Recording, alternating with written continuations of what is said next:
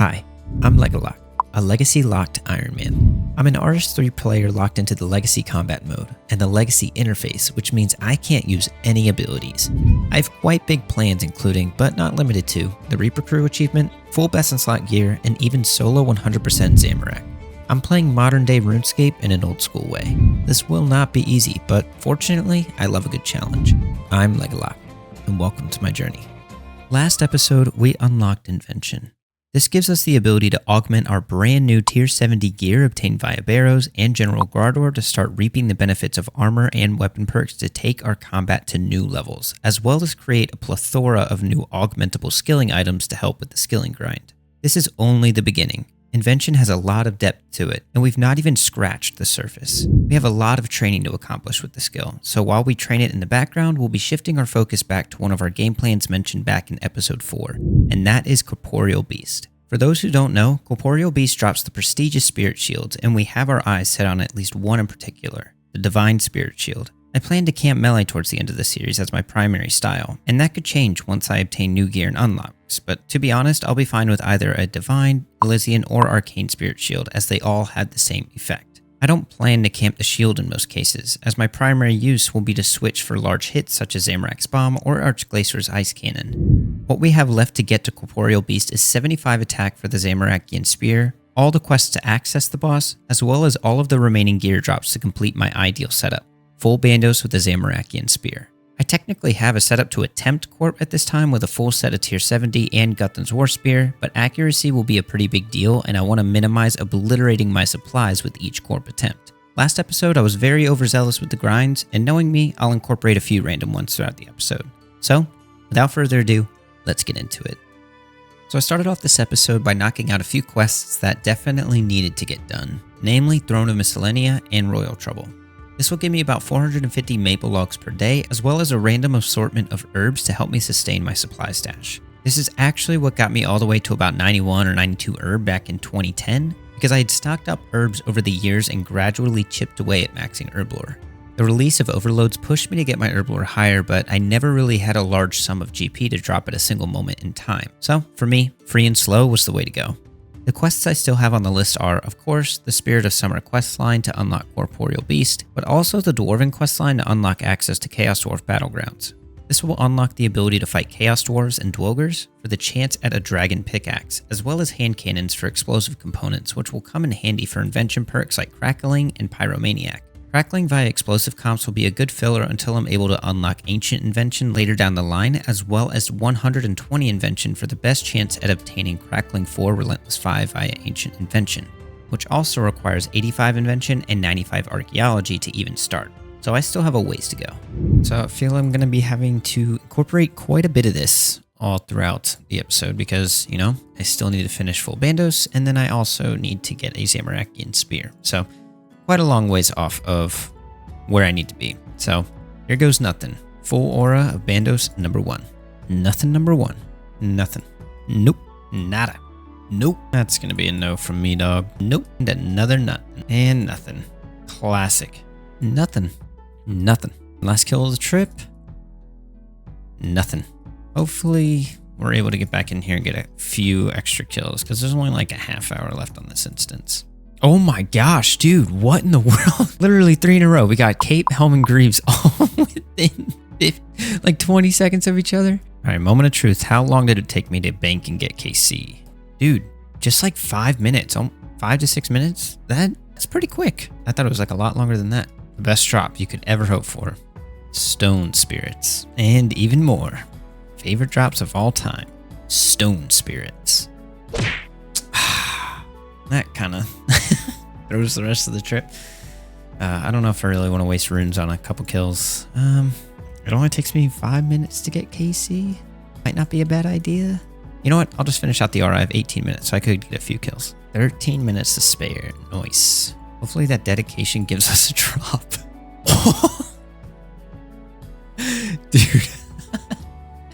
Nice. 81 magic and a Bandos War Shield. We're just getting 2 of each drop and then we get a new unique. Okay, not what I'm looking for, but I mean, it's free experience, so I'll take it. More Snapdragon Seeds. These are honestly not too bad of a drop though. All right, boys, last kill of the instance. Good luck to us. And More coins. At least we paid for our instance. Honestly, didn't think we were going... Look at that, 200 Gardor. So unfortunately, nothing that we needed from Gardor, but we did get the Bandos War Shield, but that is actually a dupe. So we have 2 BCPs, 2 boots, 2 War Shields. Just need the gloves, tassets, and helmet. And then the hilt wouldn't be too bad either. And a nice 5k lamp because we unfortunately cannot use the effigy itself. And look at that, 60 agility. Heck yeah, bro. Finally got enough components so that we can make our second augmenter, which is pretty darn huge. And so with that, I'm going to disassemble my Thorax hammer because the amount of experience I get should boost me to about 23, 24. I have some blueprints I'll be able to discover, and then hopefully that'll be able to boost me to level 27, which will allow me to get max level from my gear. And at that point, I won't have to disassemble my gear, assuming I have enough to make equipment siphons. So here we go. Level 23. Heck yeah, dude. Oh my gosh, look at all of these discoveries. Oh my gosh, we're going to get so much experience from this. And another thing that's great is that I'm going to be unlocking the skilling invention items. That got me all the way to 24 invention. So we got all the way to 24 invention. That's not too shabby. So this augmenter is going to go on to the BCP because this is going to be 1 slot completed for the corp setup. So now we'll just need tassets, augmented tassets, and then Zamorakian Spear, augmented Zamorakian Spear, and the other Bandos pieces. So 1 slot is all finished up. We just got our first fishing rod-o-matic to our current max level. So let's just see how high this gets us. 28, yes. Easy, bro. Easy. We can make an equipment siphon and we can make items go all the way to level 10. This will be pretty massive. Pretty massive. We'll get so much more out of disassembling our items. Now we're gonna get the full experience. So heck yes, dude. It is a new day, which means I have new dailies, which means I have another Reaper assignment that I need to do, and that is kril, which is obviously in line with some of my goals this episode. I'm going to do this Reaper, test my luck, see if I can get anything. It's probably gonna take me 5 ever because I only get like 4 to 5 kills per trip, even with kiting, because it's tough, but luck to us. Ooh, bro, that was the most insane trip I've ever taken to kril, dude. I ended up getting the kill on the right before I died, got the loot. Never happens. Oh, dude, I got 11 kills that trip. The minions just kept dropping food. That is so nuts. Oh, okay. First unique, dude. Oh, that's actually really cool. I wish it was an armor piece though. You know what? I'm just gonna be grateful. Oh, dude, sick. First item on the log for Zammy. Heck yeah, bro. Nice. Very nice. 68 Slayer. 75 kril kills. Feels good, man. Feels very good. Kril was going well at this point, but I was starting to realize that I was needing a major change. I was only getting 5 kills per trip, each trip requiring 40 KC, so I needed to weigh my options. The Totem of Intimidation was out of the question because that requires 90 Slayer to get one of the pieces, plus the RNG of landing the drop. On one hand, I could farm up the remaining quest points to unlock the Vanquisher, but this is really only a 5-tier upgrade from my current staff, and it isn't augmentable. I do have a lot of quests I need to do for unlocks though, so this would be knocking out 2 goals at once, kind of. Another option would be to grind out the Chaotic Staff, which is not only tier 80, but it's also augmentable, which would give me a little extra juice. It's just the fact that it's a 1-track grind, with the exception of 75 Dungeoneering being a requirement for Plague's End. Regardless, I knew I had one questline that I needed to start making progress in, and that was the Dwarven questline, which I completed everything up to and through Forgiveness of a Chaos Dwarf for access to the Chaos Dwarf Battlegrounds. This will come in handy later down the line for farming a Dragon Pickaxe, as well as hand cannons for explosive components. I plan to train some range here while doing so to level out my combat, but that's for a later time. During the course of this episode, the Golden Cape event went live, which allowed me to easily train some archaeology, which gave me the ability to unlock the Berserker's Fury relic power. I snuck in a quick Calphite Queen kill, which for some reason is actually kind of hard, but then I was left with the decision. Dungeoneering or 150 quest points. Hey kiddo, I heard some pretty cool things about you. Got some qualifications at the Archaeology Guild, slain multiple bosses, and for some reason you've gone back to the Barrows brothers an obscene amount of times, kind of obsessive, but your name is starting to spread. You've actually come at a good time because I'm in a bit of a bind. I'm not exactly sure if I should go for the Vanquisher or the Chaotic Staff. Well, if you're anything like me, and you are because you're literally me, you're leaning towards dungeoneering, am I right? Yeah, but I just feel that's inefficient, you know? Well, one, the whole premise of your existence is inefficient. Yeesh, dude. But why let it get to you? You're on your own journey, and if you want to do it, then go for it. It's no one else's story but your own. I guess you're right. Alright, I'm gonna do it. I'm off to get the Chaotic Staff. And I can help you with that. Let's go get you some tokens. So, as you can see, I chose the Chaotic Staff grind. I had some help grinding tokens in ED4 with one of my mods, ProDeath, and when I was the only one online, I used my main tank while I tagged along on my alt. After a couple token farming sessions, it was time to hit 80 dungeoneering, which I ended up marathoning the grind over the next couple days until I hit 80. And then... And there is the augmented Chaotic Staff. Yes, dude. So I imagine this is going to be getting quite a bit of levels with all the farming that we still have left to do. So now I have a kril Reaper task that I've actually been sitting on for over a week because I haven't had time to do it. And I've been wanting to just grind out this Chaotic Staff. So I've got the staff. It's augmented. We should ideally have easier trips, more accurate trips, more kills per trips, and then we should be getting some invention experience while we're actually doing it, so that will give us some extra invention levels. Hey, 85 defense. Let's go, dude. Now use a surgeon's ring. Heck yeah, bro. Oh, dude, heck yeah. 1,000 boss kills. That's sick. And that minion is a God Sword Shard 1. Dude, we made it out by like the skin of our teeth. Holy crap, 58 HP. I know that I checked my KC at 149. Let's see what we're at right now. 182. And I had done 6 kills, 7 kills at that point. Dude, 142 is where I did 40 kills this trip. Holy crap. 41 invention. Heck yeah, dude. I had to do that kind of quick because I'm actually in an instance and Kril's going to spawn in any second. I'm pretty sure. Yep, there he is. Big guy kril. Ooh, 85 magic and 113 combat. Heck yeah, dude.